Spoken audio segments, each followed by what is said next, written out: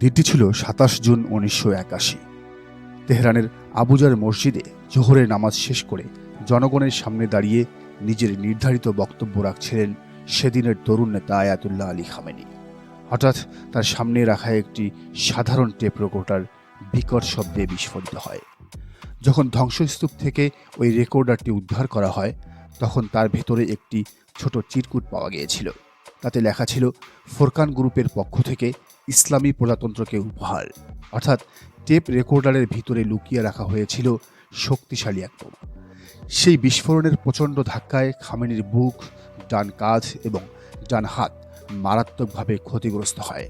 তার ফুসফুস ছিদ্র হয়ে যায়, শরীর থেকে প্রচুর রক্তক্ষরণ হয়।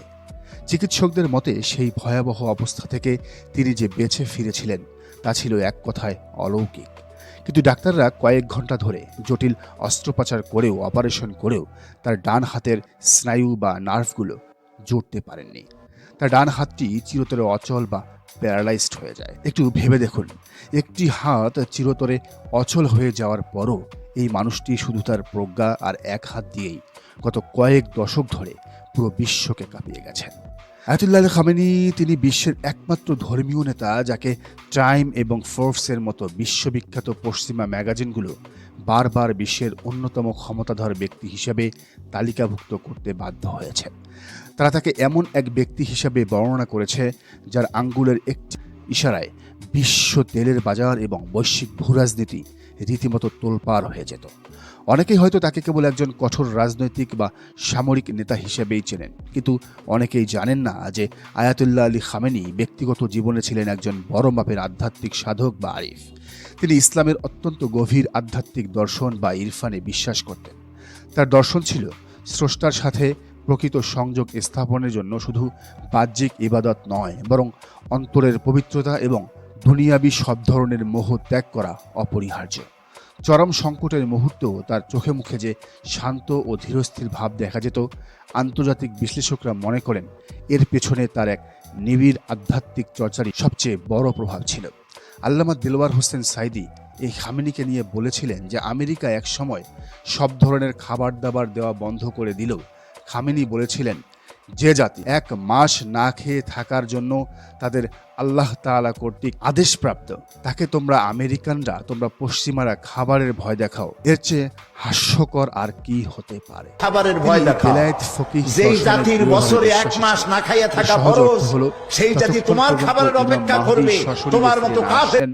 ততক্ষণ একজন যোগ্য, ন্যায়পরায়ণ এবং দূরদর্শী ইসলামী আইনবিদ মুসলিম উম্মার অভিভাবকত্ব বা নেতৃত্ব দিবেন। তিনি মনে করতেন তার এই বিশাল রাজনৈতিক ক্ষমতা আসলে ব্যক্তিগত কোনো অর্জন নয়, বরং এটি একটি পবিত্র ধর্মীয় দায়িত্ব।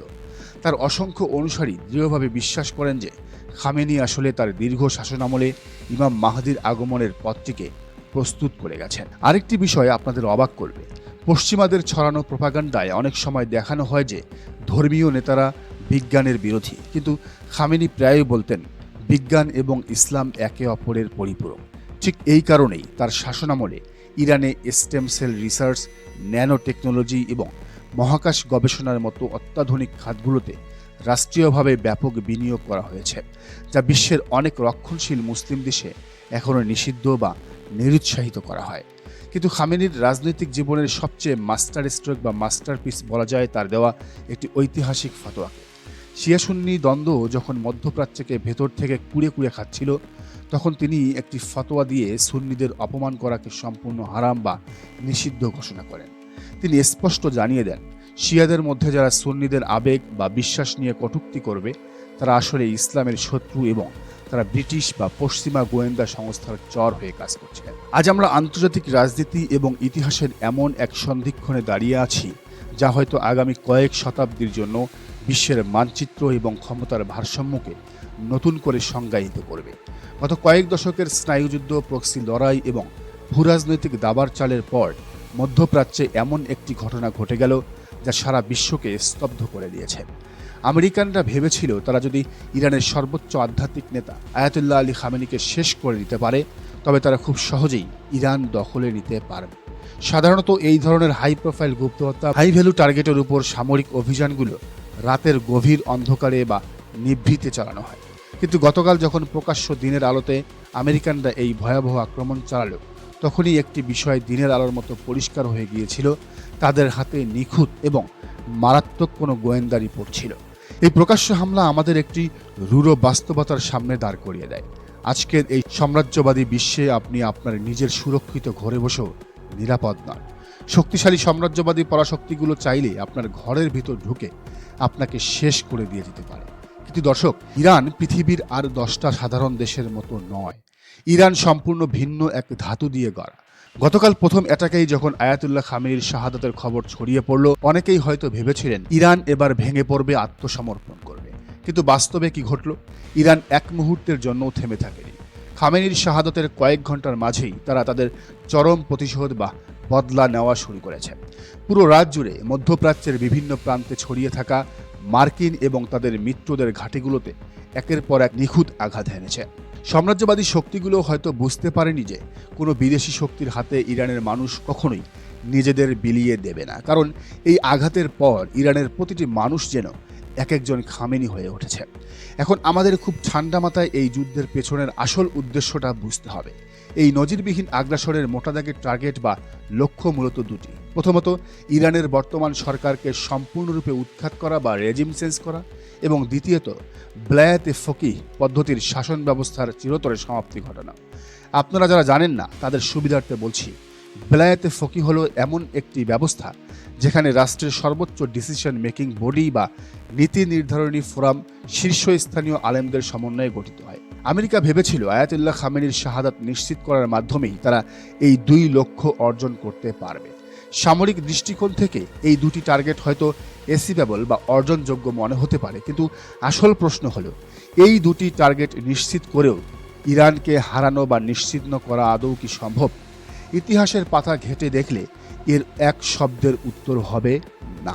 আজকের এই সংকটের মুহূর্তে যারা ভাবছেন খামেনির মৃত্যুতেই সব শেষ, তাদের 1981 সালের সেই রক্তক্ষরা দিনগুলোর কথা আরেকবার স্মরণ করিয়ে দিতে চাই। খামেনির উপর হামলার ঠিক পরদিনই অর্থাৎ 1981 সালের 28 জুন একটি ভয়াবহ বোমা হামলা চালানো হয়। সেই হামলায় ইরান বিপ্লবের অন্যতম প্রধান রূপকার তৎকালীন চিফ জাস্টিস আয়াতুল্লাহ বেহেশতি সহ 72 জন মন্ত্রী এবং বিপ্লবের সম্মুখ সারির নেতৃত্বকে এক নিমিষে মেরে ফেলা হয়। শুধু তাই নয়, এর অল্প কয়েক দিনের ব্যবধানে সেই রাষ্ট্রের প্রেসিডেন্ট এবং প্রধানমন্ত্রীকেও মেরে ফেলা হয়। পুরো বিশ্ব তখন থমকে গিয়েছিল। পশ্চিমাদের ধারণা ছিল, ব্যাস এবার পুরো ইরানি জাতিকে নেতৃত্ব শূন্য করা গেল, জনতার বিপ্লবকে পুরোপুরি নস্যাৎ করা গেল। কিন্তু ইতিহাস কি বলে? ইতিহাস বলে সেই চরম ধ্বংসস্তূপ থেকে এই ইরানি জাতি তাদের জ্ঞান, বিজ্ঞান, প্রজ্ঞা আর কৌশল দিয়ে আবার ফিনিক্স পাখির মতো ঘুরে দাঁড়িয়েছে এবং আজ পর্যন্ত সগৌরবে প্রত্যেকটা সাম্রাজ্যবাদী ষড়যন্ত্রের সমুচিত জবাব দিয়েছে। অনেকেই হয়তো আজ ভাবছেন এই আয়াতুল্লাহ খামেনি ছিলেন ইরানের শেষ ভরসাস্থল, কিন্তু এই ধারণাটা মোটেও সঠিক নয়। নিঃসন্দেহে তিনি অত্যন্ত গুরুত্বপূর্ণ, দূরদর্শী এবং ক্যারিসমেটিক একজন নেতা ছিলেন, কিন্তু মনে রাখা জরুরি তিনি শেষ নেতৃত্ব নন। কারণ ইরানের এই বেলায়েতে ফকিহ সিস্টেমটি তাদের জনগণ ও কাঠামোর মাঝে অত্যন্ত গভীরভাবে প্রতিষ্ঠিত। এটি কোনো ব্যক্তিকেন্দ্রিক শাসন ব্যবস্থা নয়।